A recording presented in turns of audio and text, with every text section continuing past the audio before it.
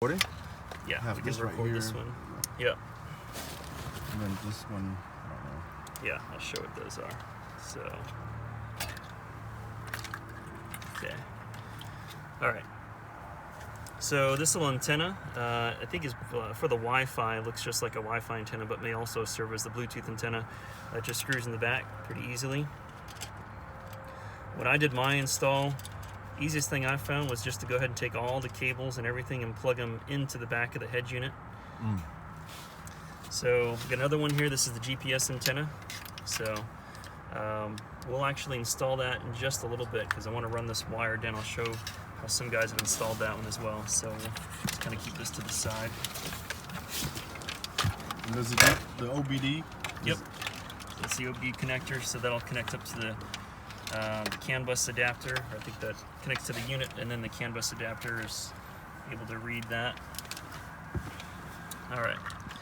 So yep, you do have these connectors. So these are for your USB that go to the unit. So with one of these is that I ran.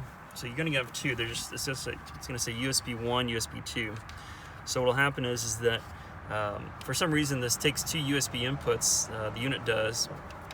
Is that I ran my USB 1 down to the USB adapter, and I'll show what that adapter looks like.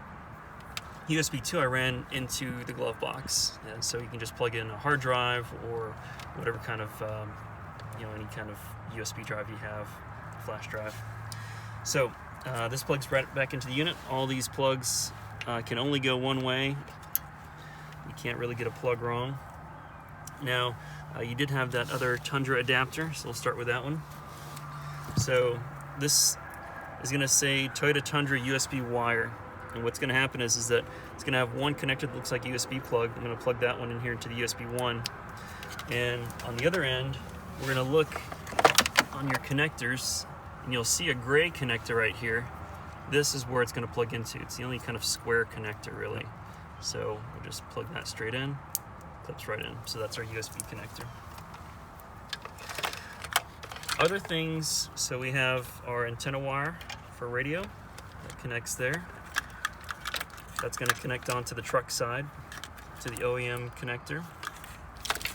And all of these connectors here, so essentially what's happening here is that we've got these cables. These are coming in and they're going to supply the truck with the audio signal, but they're also going to get things such as the video signal from the backup camera. I think that's what this one does here. But what happens is that you'll see that there is a video wire here and it says camera. So that is the actual backup camera, the stock backup camera that it's taking. So what happens is that you have all of these other RCA connectors that come in your kit. So like I said before, is that I just plugged all of these in, but the one that you're looking for that's especially important is going to be, there's one here that says camera. I think it might be this one here. Yeah. So the yellow connectors are obviously video connectors. One of those says camera. One of those says video out. We're not really worried about that one. Another one here is for the front camera. I think it's one of these here. Maybe it's, yeah, I think there's another one.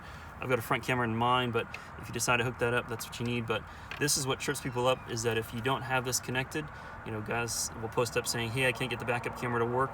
It's because you've not taken the stock camera line, which is right here, and connected it to the camera line going into the unit. So this is what, again, trips people up. So we disconnect that, plug that in, and then now this goes into the Tesla radio. Let's see here. Let's go on that one. It clicks in. So that's how I set up that. One thing that I did was I like to wrap up these connectors with black electrical tape just to kind of keep them together, also to minimize any kind of interference potentially. It's probably just me yeah, but not required. I just kind of like to do it just to make sure that everything is kind of tidied up and stays together. And really everything else from this point, we did talk about the CAN bus or the Obd2 adapter So that comes in your kit. That's just going to plug into this green wire right here. Really, for this, you're essentially just going to run this straight into the OBD connector, which is going to be right under the steering column. You're going to plug that in and just fish this wire up kind of through here and just bring it up to the unit and plug that in, and you should be good to go there. Really, everything else is plug and play. I think that the USB connector we talked about.